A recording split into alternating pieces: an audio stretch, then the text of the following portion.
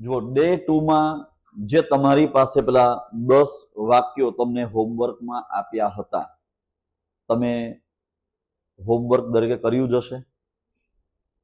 નથી કર્યું? કર્યું છે, ઓકે. તો એક કામ કરીશું, એ જે 10 વાક્યોનું તમને આની અંદર જ સોલ્યુશન મળશે, પણ આજે પહેલા આપણે ડે 3 શીખી લઈએ, પછી લાસ્ટમાં તમે જે હોમવર્ક કર્યું છે એનું સોલ્યુશન એની અંદર આપેલું છે, એ તમે ક્રોસ ચેક કરી લેજો. હવે આજે ડે 3 માં આપણું જે કન્ટિન્યુ જે વર્ક છે એ પ્રમાણે પહેલા આપણે 10 વર્બ્સ આપણે લઈશું અને 10 વર્બ્સ આપણે જે લીધા એના પછી જ જે ટુ બી નું રૂપ આપણે જે ડે 2 માં શરૂઆત કરી હતી એને આપણે કન્ટિન્યુ કરીશું. તો શરૂઆતમાં આજના આપણા 10 વર્બ્સ, જેની અંદર નીડ એટલે જરૂર હોવી, જરૂરિયાત હોય. વી નીડ યુ, અહીંયા નીડ એટલે કે જરૂરિયાત હોવી. ફીલ એટલે કે અનુભવવું, ફીલ એટલે અનુભવવું. સ્ટાર્ટ, સ્ટાર્ટ શરૂ કરવું, સ્ટાર્ટ. આ શબ્દો તમારે દરેકે યાદ રાખી લેવાના છે. જરૂરિયાત લાગે તો વિડીયોને ફરીથી રિપીટ કરીને જોઈ લેવાનો, અને એક નાની તમે દરેકે નોટબુક કે ડાયરી, નાનકડી પોકેટ ડાયરી બનાવી હોય તો પણ ચાલે.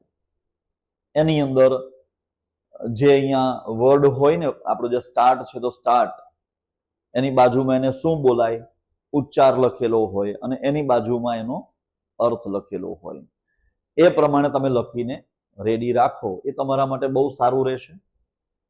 એટલે જ્યારે જરૂર પડે ત્યારે તમે એને જોઈને વાંચી શકો છો. શો એટલે બતાવવું. આપણે કોઈક વસ્તુ બતાવી રહ્યા હોઈએ કોઈકને તો એને કહીએ છીએ શો, હે ને? શોરૂમ હોય છે મોટા મોટા, શોરૂમ વસ્તુ બતાવવા માટેના જ હોય, ડિસ્પ્લે કરતા હોય ને લોકો. શો એટલે બતાવવું. મૂવ, મૂવ એટલે કે આમ હટાવીએ, ખસેડીએ, કોઈક જગ્યા ઉપર લઈ જઈએ એટલે મૂવ કહીએ છીએ. મૂવ. એની ઉપરથી ઓલો એક મુમેન્ટ, ચળવળ, એવા શબ્દો આવતા હતા. મુમેન્ટ. અહીંયા મૂવ છે. ક્લાઇમ્બ એટલે ચડવું, ક્લાઇમ્બ એટલે ચડવું. ઝાડ પર ચડી જાય ને તો એને ક્લાઇમ્બ જ કહેવાય, ક્લાઇમ્બ ધ ટ્રી, હે ને? તો અહીંયા ક્લાઇમ્બ શબ્દ છે. ક્લાઇમ્બ એટલે ચડવું. બ્રિંગ, કોઈક વસ્તુ લાવવી. આમાં છે ને લાવવા માટે અહીંયા હતું ત્યાંથી લઈ આવ્યા, આની પાસેથી લઈ આવ્યા, હે ને? તો બ્રિંગ કહીએ છીએ આપણે.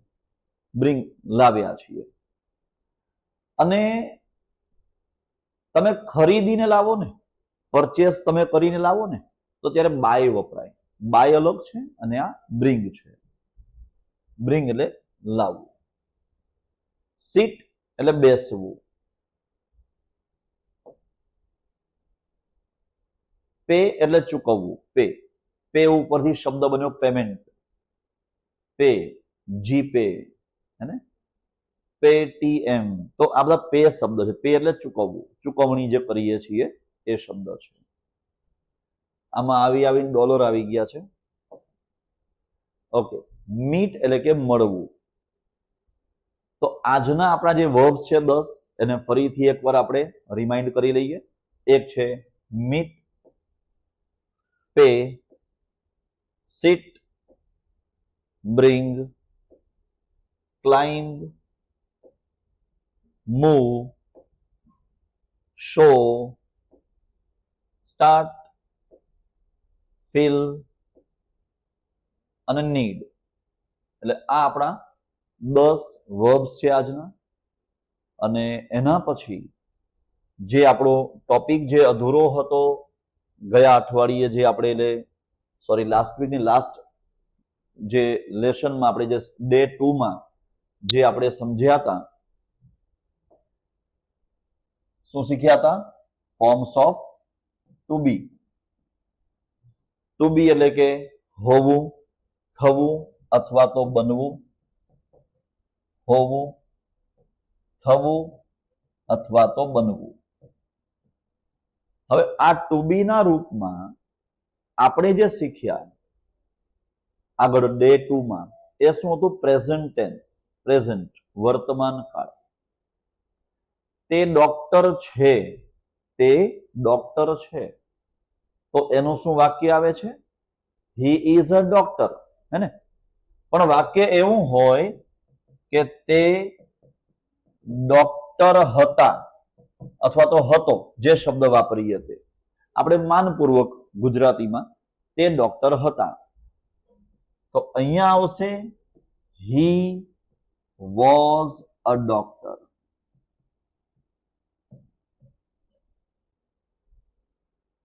વાક્યમાં આપણે અહીંયા ભૂતકાળ કરવાનું છે. વર્તમાન કાળ આપણે આગળ ભણી ચૂક્યા છીએ. ડે 2 માં આપણે પ્રેઝન્ટ ટેન્સ ક્લિયર કર્યું, જેમાં એમ, ઇઝ અને આર વપરાય છે. અહીંયા છે આપણા માટે આજે પાસ્ટ ટેન્સ, જેની અંદર પાસ્ટ ઓફ ટુ બી છે. ટુ બી ના ભૂતકાળના રૂપો કયા કયા છે? વોઝ, વેર. જો આને વોઝ કહેવાય, આને વેર કહેવાય, વર કહેવાય, તમે જેના ઉચ્ચાર કરો એ બધા જ કહેવાય.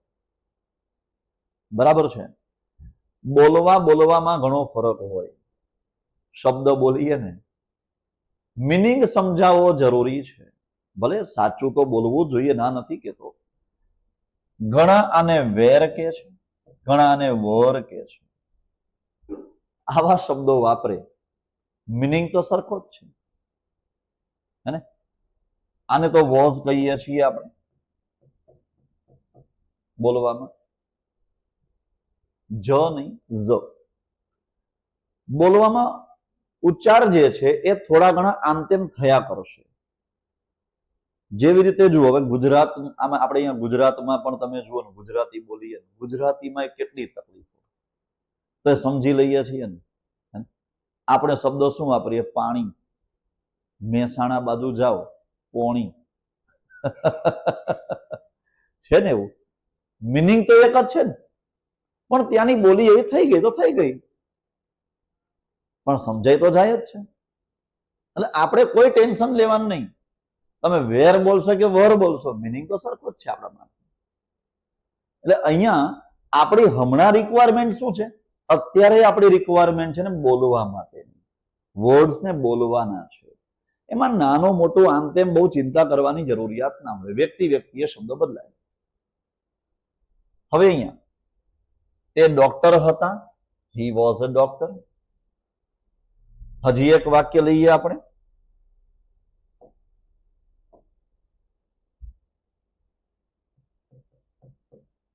તે શિક્ષક હતા. શિક્ષક હતા. શિક્ષકને શું કહેવાય? ટીચર. તો અહીંયા શું આવશે? હી ખાલી જગ્યા અ ટીચર. તો અહીંયા શું આવશે? He was a teacher. હવે પ્રશ્ન એવો થાય કે વોઝ ને વર બે જે છે, તો વોઝ ક્યારે આવે, વેર ક્યારે આવશે? એક વચનમાં વોઝ, બહુવચનમાં વેર. પણ યુ એવો શબ્દ છે, યુ, જે એક વચન પણ છે ને બહુવચન પણ છે, હે ને? યુ એટલે કે તું, ને યુ એટલે તમે પણ થાય. તો પછી યુ સાથે, તો યુ સાથે તો વેર જ આવશે.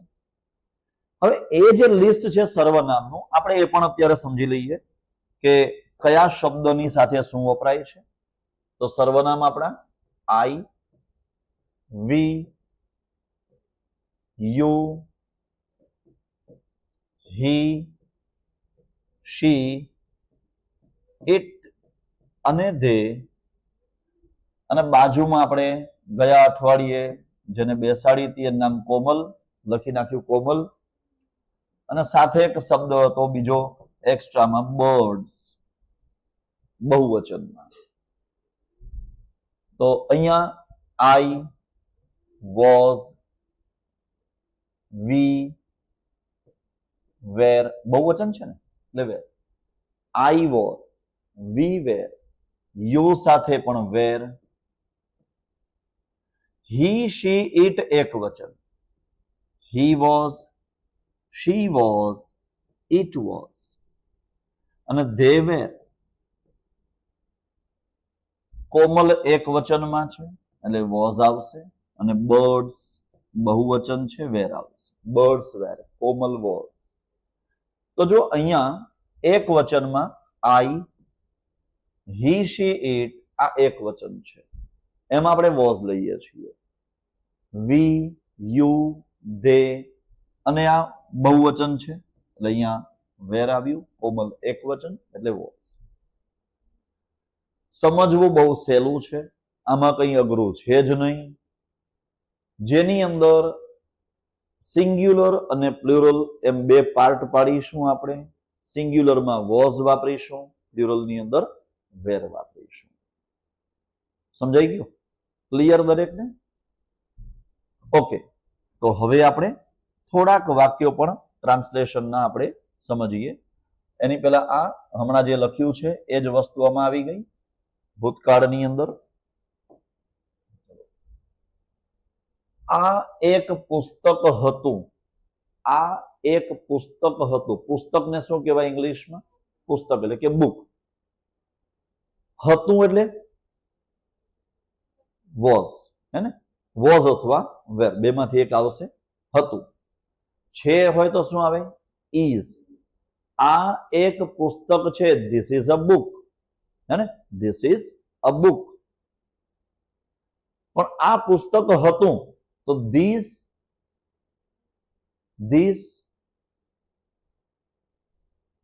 ઓકે. અહીંયા જુઓ, તમે ધીસ ઇઝ પણ લખો.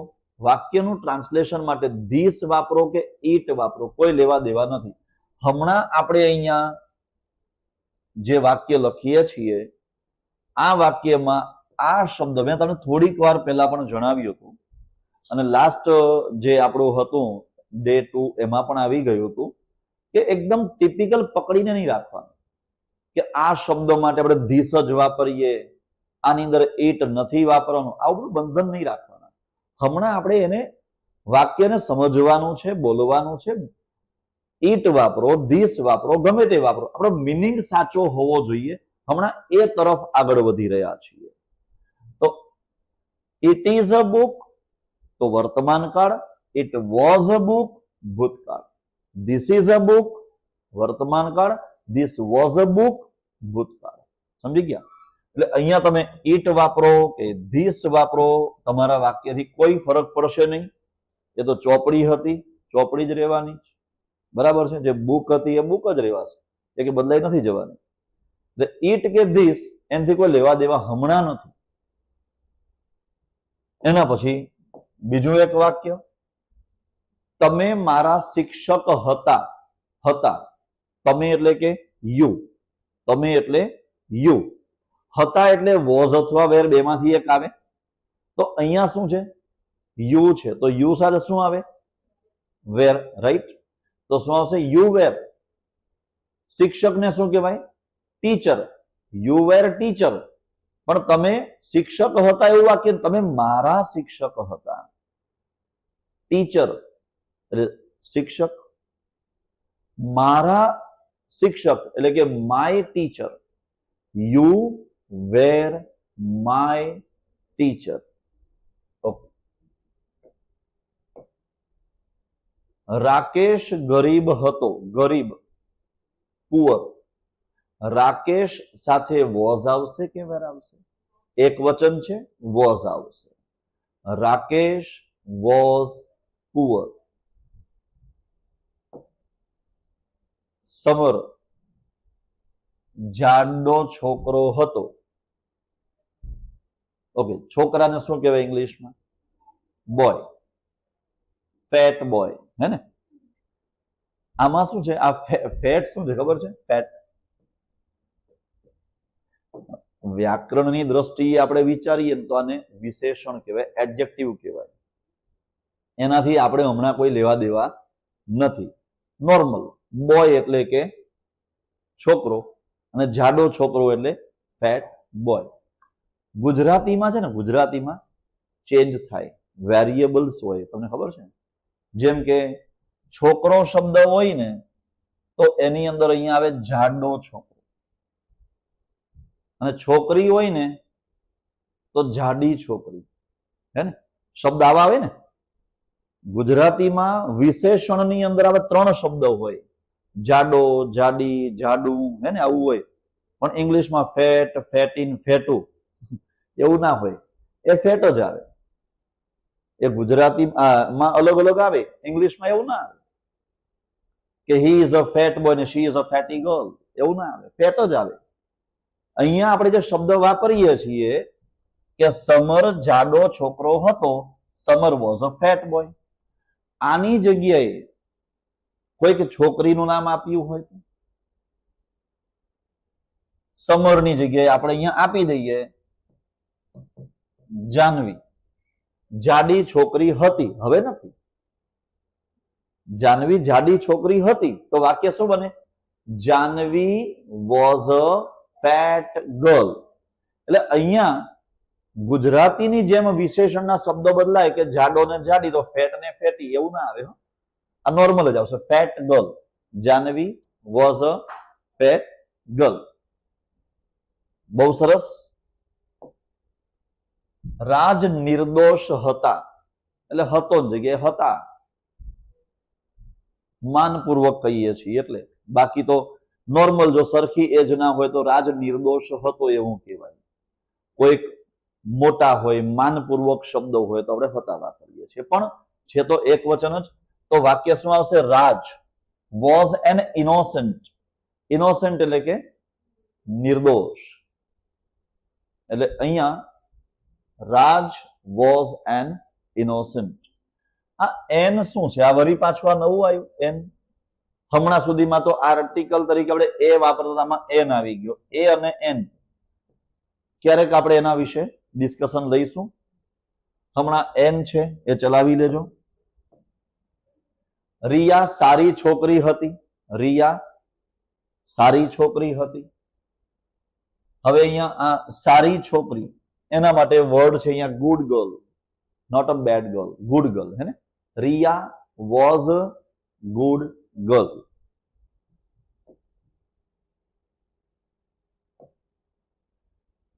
કિશોર નિયમિત વિદ્યાર્થી હતો. વિદ્યાર્થીને શું કહેવાય? સ્ટુડન્ટ. અને નિયમિત વિદ્યાર્થીને શું કહેવાય? Regular student. અનિયમિત વિદ્યાર્થીને શું કહેવાય? Irregular student. એટલે રેગ્યુલર નું અપોઝિટ કરીએ તો ઇરેગ્યુલર, હે ને? અહીંયા શું છે? કિશોર નિયમિત વિદ્યાર્થી હતો. નિયમિત વિદ્યાર્થી એટલે કે રેગ્યુલર સ્ટુડન્ટ. અને હતો એટલે શું આવશે? અહીંયા વોઝ આવશે.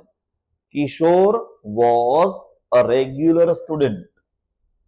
એના પછી નયન વકીલ હતો. વકીલને શું કહેવાય? લોયર. આવા વર્ડ્સ તમને ખબર હોવા જોઈએ, હે ને?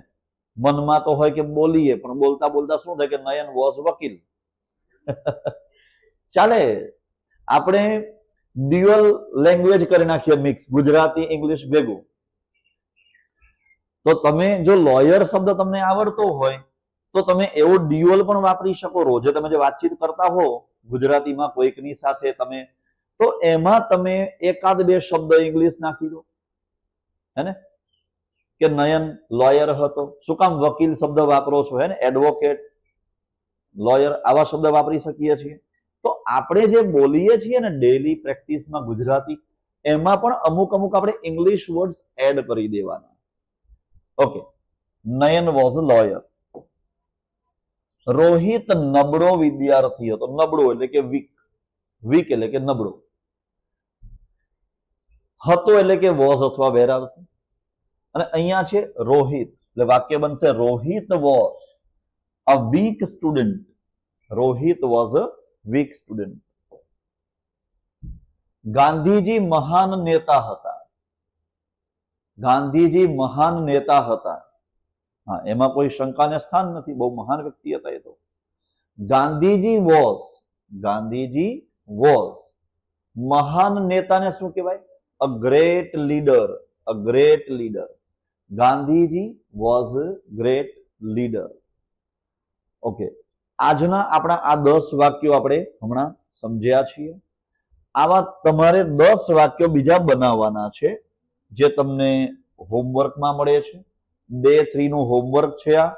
અને એની બાજુમાં ડે 2 માં તમને જે હોમવર્ક આપ્યું હતું, જેમ કે હું ખુશ છું, હું વિદ્યાર્થી છું, તો એ બધાનું આની અંદર ટ્રાન્સલેશન કરીને રેડી છે. તમે એને જોઈ શકો છો, તમે એનો સ્ક્રીનશોટ પાડી શકો છો અને એના પછી તમે એને ક્રોસ ચેક કરી લેજો કે તમારી ક્યાં ભૂલ પડી હતી ડે 2માં. અને આ તમારા માટે આજનું ડે 3 નું હોમવર્ક છે. આનો પણ તમે સ્ક્રીનશોટ પાડી લેજો અને એને તમે હોમવર્કમાં સોલ્વ કરી દેજો. ડે 4માં આનું પણ તમને સોલ્યુશન મળી જશે. તો અહીંયા આપણે ડે 3 સ્ટોપ કરીએ છીએ. મળીશું ફરી આપણે ડે 4માં.